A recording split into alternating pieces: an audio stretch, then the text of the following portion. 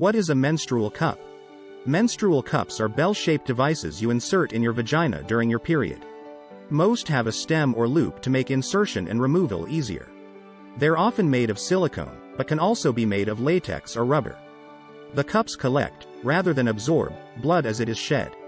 Once it's full, you simply remove the cup, dump the contents into the toilet, rinse the cup, and reinsert.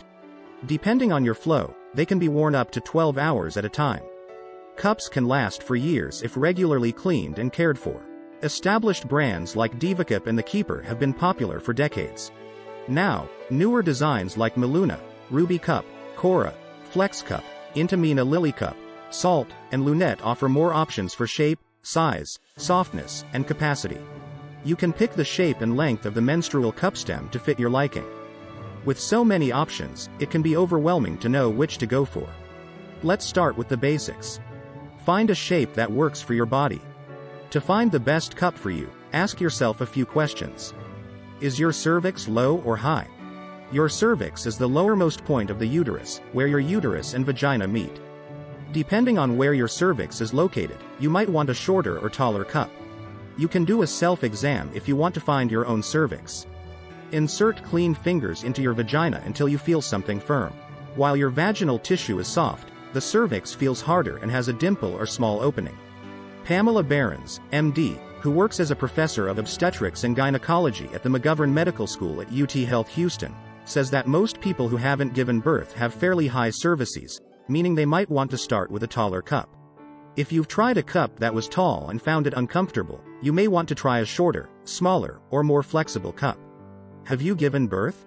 If you've given birth, brands like Divacup and Ruby offer models that are better suited for your body.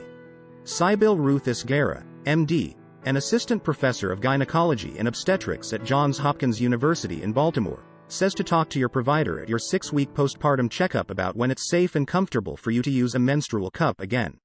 Cervices tend to get bigger after pregnancy, and after vaginal delivery in particular, says Dr. Isguera. It'll take a while for your period to come back, but when it does, you may find a cup you used before giving birth doesn't fit as well after delivery.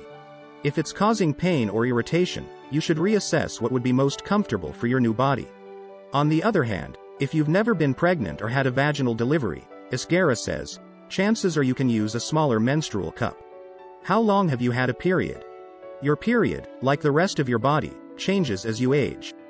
It is fairly common for women to have heavier cycles as they approach menopause, says Dr. Behrens.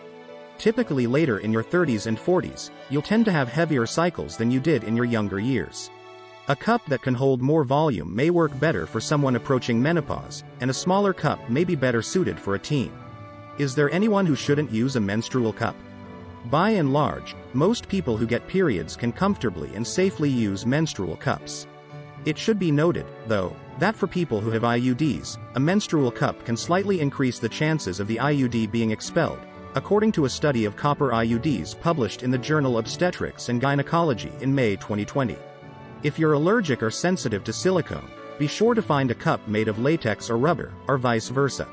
If you have an active genital infection, like herpes, gonorrhea, or even a yeast infection, you should hold off on using a menstrual cup until the condition clears up. Give your body an opportunity to let itself expel pathogens, Isguera says. Lastly, you have to be okay with inserting an object in your vagina. This can be difficult or painful for people with vaginismus or other vulvar sensitivities. Those conditions are treatable, so talk with your healthcare provider. You have to be comfortable touching that part of your body and manipulating things down there, says Behrens.